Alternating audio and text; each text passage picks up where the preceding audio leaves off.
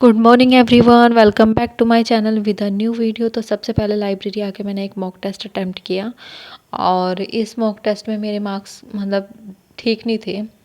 25 marks थे, तो मतलब मैं क्वेश्चन ज़्यादा अटैम्प्ट ही नहीं कर पा रही हूँ। पजल्स लेंदी हैं या फिर मेरी स्पीड कम हो चुकी है, मुझे समझ ही नहीं आ रहा है। मैं जितना ट्राई कर रही हूँ ना कि मेरे रीजनिंग में नंबर ऑफ़ क्वेश्चन जो है वो इंक्रीज़ हो जाएं, मतलब मैं ज़्यादा क्वेश्चन अटैम्प्ट कर सकूँ, लेकिन उतना ही मैं पीछे जाए जा रही हूँ। मुझे समझ ही नहीं आ रहा है, मॉक टेस्ट ज़्यादा टफ है या फिर मैं वीक हो चुकी हूँ।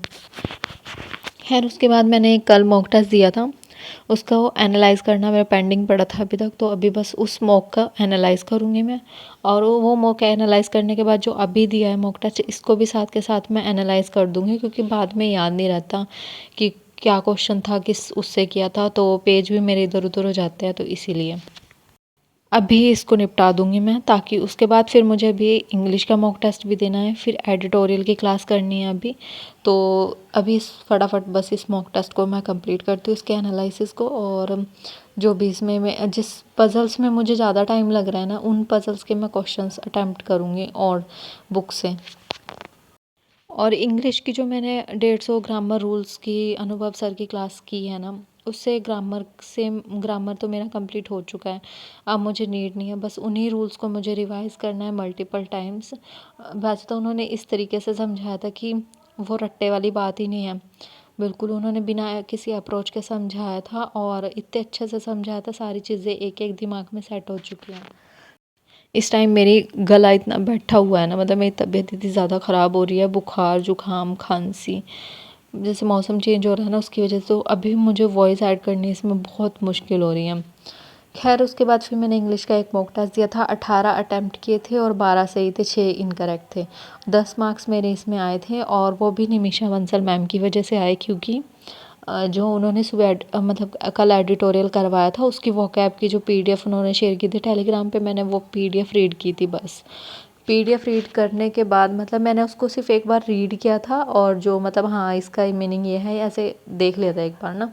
तो इस मॉक टेस्ट में उनकी बताई हुई जो वोकैब थी वो आई थी, तो इसीलिए मेरे 10 मार्क्स आ गए थे। तो मुझे लगा, फिर उसके बाद फिर मैंने पता क्या किया कि मैंने निमिषा बंसल मैम के टेलीग्राम चैनल पे जाके जितनी भी द हिंदू की वोकैब थी लास्ट 6 मंथ की, वो डाउनलोड कर ली मैंने। और क्योंकि मॉक टेस्ट देने से मुझे ये चीज़ समझ आ गई कि वोकैब जो है वहीं से आ रही है, तो इसीलिए मैंने वैसे 2-3 मॉक टेस्ट और भी देखे थे तभी। फिर मैंने वो 6th मंथ की वोकैब डाउनलोड कर ली, और उसके बाद फिर मैंने उस पीडीएफ को अभी तो साइड कर दिया, उसको पढ़ूँगी मैं बाद में, क्योंकि काफ़ी सारी पेजेस हैं। उसके बाद फिर मुझे अभी डीआई की क्लास करनी थी, क्योंकि डीआई में भी मेरी स्पीड बहुत कम हो रही है, तो इसीलिए अभी मैं डीआई और अर्थमेटिक लेके चल रही हूँ ना, तो इसीलिए फिर डीआई की क्लास करी मैंने, और ये थी 2-2.5 घंटे क्लास थी कौशिक मोहंती सर की। इस टाइम मुझे वॉइस ओवर करना ना बहुत ज़्यादा, मतलब मुझे थोड़ा थोड़ा वे रुक के तब वॉइस ऐड करनी पड़ रही है। इस टाइम सांस तक नहीं आ रहा है मुझे जुकाम से, इतनी गंदी हालत हो रही है। जैसे जैसे एग्ज़ाम पास आ रहे हैं, कभी कुछ हो रहा है कभी कुछ हो रहा है, तबीयत साथ ही नहीं दे रही है। बस ये चीज़ें हो रही हैं। और अभी जिन बच्चों का एसबीआई पीओ का एग्ज़ाम हो चुका है, अभी मुझे एसबीआई पीओ के जो पेपर हैं ना जो अभी हुए हैं, वो भी सॉल्व करने हैं बैठ के। अभी मेरे वो भी पेंडिंग पड़े हैं अभी, मतलब इतना सब कुछ है ना करने के लिए, कई बार तो बहुत ज़्यादा टेंशन होती है, और ऐसे लगता है जैसे पता नहीं एक दिन भी ना, ऐसे लगता है 1 घंटे के बराबर है बस, और बस ऐसे पता ही नहीं चलता कहाँ दिन चला जाता है।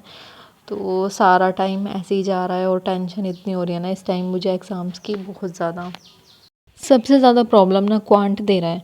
इंग्लिश भी चलो वोकैब कर लेंगे, हम एडिटोरियल कर लेंगे तो हमारा हो जाएगा, लेकिन क्वांट एक ऐसी चीज़ है ना, मतलब जिसमें अर्थमेटिक के क्वेश्चन सबसे बेकार है। मतलब कितने ही क्वेश्चन करने हैं, नए से नए क्वेश्चन आ जाते हैं, फिर उनमें उलझ जाओ, समझ ही नहीं आता कि क्या करें क्या ना करें। और एक तो रीजनिंग में पज़ल दम पी के रखती हैं, पज़ल्स में बहुत टाइम लगता है, पता नहीं क्यों इतनी हार्ड पज़ल आने लगी है, और मुझे समझ नहीं आ रहा कि मुझे लगता है मैंने और सब्जेक्ट स्ट्रॉन्ग करने के चक्कर में अपनी रीजनिंग वीक कर ली है, उस पर प्रैक्टिस ना करके, मुझे यही लग रहा है। तो मुझे अपनी प्रैक्टिस बढ़ानी चाहिए। एक मैंने अभी क्लास की थी डीआई और अर्थमेटिक की शनातनु सर हाँ, उन्हीं से की थी मैंने। तो वो क्लास करके तो बिल्कुल ही मेरा दिमाग इतना ख़राब हो चुका है ना, मतलब फर्स्ट जो पेपर था वो तो ईज़ी था, बीच में इतने ज़्यादा मतलब मुश्किल क्वेश्चन थे ना, मेरा दिमाग पूरा ख़राब हो गया था। उसके बाद फिर मैंने ना एक और पीडीएफ डाउनलोड की थी, रूट वर्ड्स की थी वो, इसमें सारे रूट वर्ड थे। और अभी बस बैठ के मैं वोकैब करूँगी। निमिषा बंसल मैम के टेलीग्राम चैनल से जो मैंने वोकैब डाउनलोड किया लास्ट 6th मंथ की, वो करूँगी मैं। मतलब सारी पीडीएफ तो नहीं होंगी, धीरे धीरे करूँगी। और उसके बाद ये टीआई और अर्थमेटिक